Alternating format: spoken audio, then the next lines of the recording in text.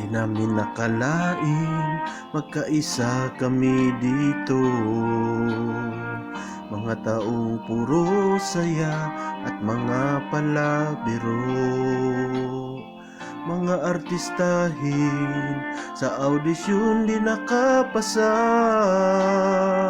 Tinadhana kaya't nagsama-sama na. Pakinggan nyo aming kwento, buhay ng mga membro. Mga utak ay positibo,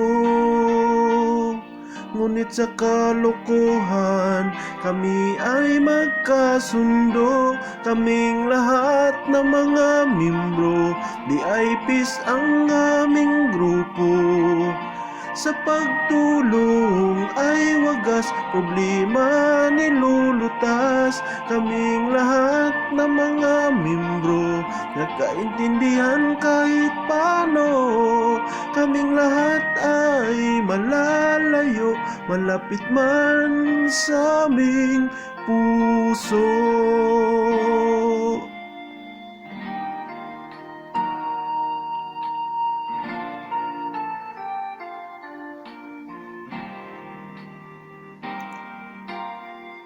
Ang aming Pangulo, ang nag-isang si Julo. Sa responsibilidad, siya ay alerto. At matapang na busy, Tita Marge ay laging aktibo. Pag nagalit, daig pa ang barako.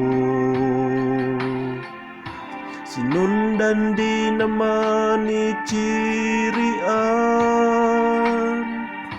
astig at walang tulugan. Si Eden sa post ay walang hangganan, at sa pakyut si Bingmay at Hani ang pagmasdan. Kaming lahat na mga membro, VIPs ang aming grupo. Sa pagtulong ay wagas problema nilulutas. Aming libangan at kasiyahan, si J. Lulu ay mapakinggan. Sumasali kay Tito Mil, nakibahagi kay Papa G.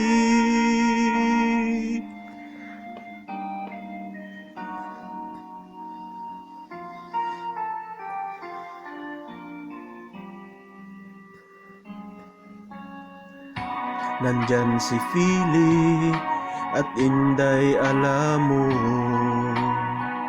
Pag pinuntahan ay mabubusog kayo. May pusang sinabit si Rona, si Tiski ay puro tawa. Si May naman ang habi ay live sa FB niya. Nandito na si Monica, pinakabata ng tropa. Sa dimple ni Jean mabighani ka. Pagdating ng Camille, bigla siyang mawawala. Ang magkambal na magpinsan ay hindi pwedeng maiwan. Si Jan ang aming tagagising, pag si Jilolo ay nandyan. Si Peter naman sa kalukuhan, sa kantahan ay di mapantayan. Itong si Gilbert ang abogado, tagapayo ng problema niyo.